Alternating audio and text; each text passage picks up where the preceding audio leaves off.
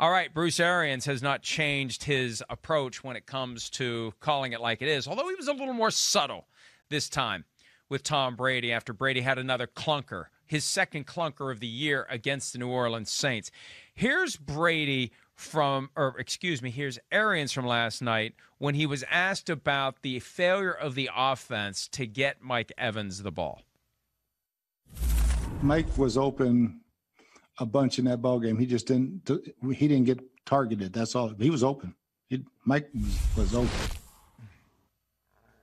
Now, there was more. That looks like it was from today, and there was more from today about Arians being candid, not ever coming out and saying Tom Brady played poorly, but on the interception for the ball that was intended for Antonio Brown, that was a poor throw, right? There was an opportunity to get the ball to Antonio Brown on the first third down of the game, and we went to Gronk instead. So it doesn't hit you in the face the way that we've seen past critiques from Bruce Arians, but when you weave it all together, Arians doesn't think Tom Brady had a very good game, which, guess what? He didn't have a very good game. But it's just so odd to be in this situation where, number one, Tom Brady has a really poor game, and number two, his coach is saying anything other than on to Cincinnati about it, Charean.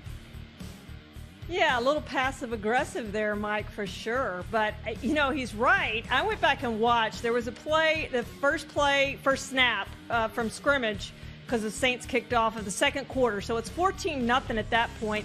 And Mike Evans just runs straight up the field. I mean, he's wide open. There's no one within 20 or 30 yards of Mike Evans. And he never saw him. Evans is waving his hand like, get me this ball. And that certainly could have changed the game because of the Bucs score there. It's 14-7. Maybe it's a game. Maybe it's a game at that point. Maybe that's all the Buccaneers needed. We'll never know because then the Saints went on to make it 21 and then 28 and then 35, and it was just an avalanche after that. But, what I thought of, Mike, when I was listening to Brady, you remember the quote that Lamar Jackson said, I think it was against the Chiefs, are my kryptonite? I see the Saints as Tom Brady's kryptonite. He has been terrible against them in 2 games. He's had most of his sacks have come in that game. Most of his interceptions have come in that game. He has just not been good this year in the 2 games against the Saints. So you do wonder if that's his kryptonite. And obviously they're probably going to have to play the Saints maybe in the postseason. They would have to hope the Saints get knocked off by somebody else before they meet them. But I don't know how the Buccaneers beat the Saints the way the Saints have taken care of them the 2 games this season.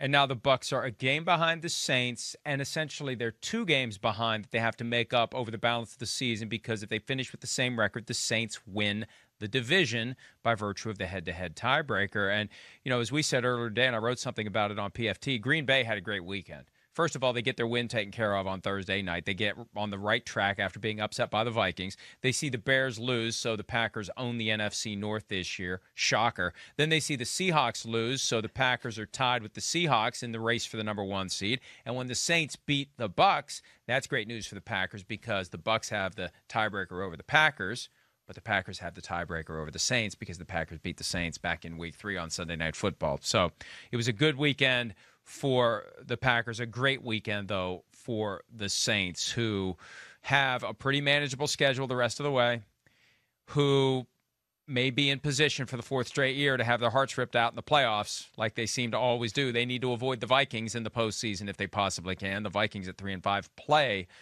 at New Orleans on Christmas Day. That'll be an opportunity for the Saints to ensure that they don't have to face the Vikings again when the playoffs come around. Hi, I'm Mike Tirico, and thanks for watching. Make sure to hit subscribe for the latest news and highlights from NBC Sports.